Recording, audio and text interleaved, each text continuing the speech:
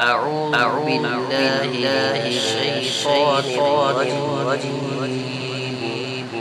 بسم الله الرحمن الرحيم.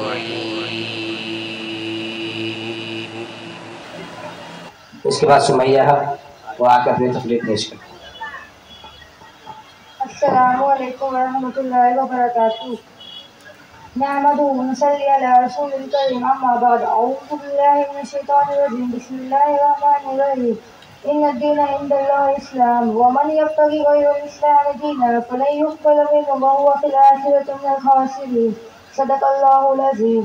اسٹیج پر تشریف فرما علماء کرام، مہمان مکرم اور سامعین عزیز وقار. دنیا میں مختلف مذاہب آئے اور بے شمار ملتے وجود آئے، لاتعداد قومیں پیدا ہوئیں اور ہزاروں دین و شریعت نمودار ہوئے.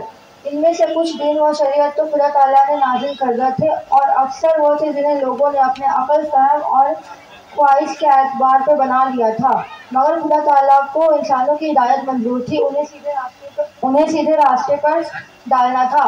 لہذا پہلے کے تمام دین و مذہب اور قوم کے بعد سب سے آخری دین، سب سے آخری مذہب، ہدایت کا آخری چراغ اور نجات کا آخری راستہ دین اسلام کی شکل میں دے کر ہمارے آخری نبی محمد صلی اللہ علیہ وسلم پر نازل فرمایا گیا.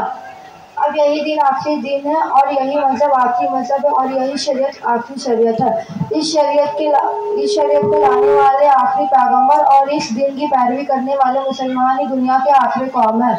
اس کے بعد تمام ادیان منسوخ اور تمام قانون ختم اور تمام شریعت ناقابل عمل ہے. اب صرف اسلام کا چکر چلے گا اور اسلام کا بول بالا ہوگا.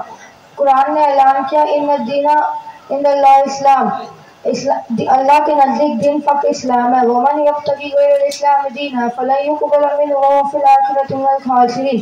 یعنی جو اسلام کے علاوہ کوئی اور دین اختیار کرے گا وہ ہرگز سے قابل قبول نہیں ہو سکتا، اور وہ آخرت میں نقصان اٹھانے والوں میں سے ہے.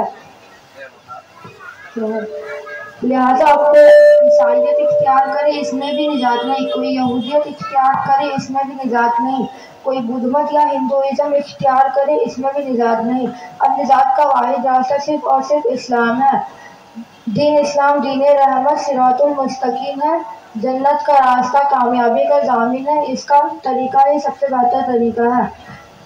مگر کیا یہ افسوس کی بات نہیں کہ آج ہم مسلمان اس عظیم الشان دین سے غافل ہو رہے ہیں. اس کے طریقے پہ چلنے اور اس کی پیروی کرنے کے بجائے ہمیں دوسروں کی تقلید اور یہود نصارہ کی پیروی بڑھتی جا رہی ہے. سورۃ المائدہ آیت 51 میں اللہ تعالیٰ کا اعلان ہے، جس کا ترجمہ یہ ہے کہ اے ایمان والو، تم یہود نصارہ سے دوستی نہ کرو، وہ آپس میں ایک دوسرے کے دوست ہیں اور تم آپس میں ایک دوسرے کے دوست ہو، اور تم میں سے جو ان سے دوستی کرے گا وہ ان میں سے ہی ہے. بس یاد یہ رکھنا چاہیے کہ نجات کا واحد راستہ صرف اور صرف اسلام ہے. اس کے علاوہ ہر دین گمراہی اور ناقابل تقلید ہے. وما علینا الا البلاغ. چلیے آپ لوگ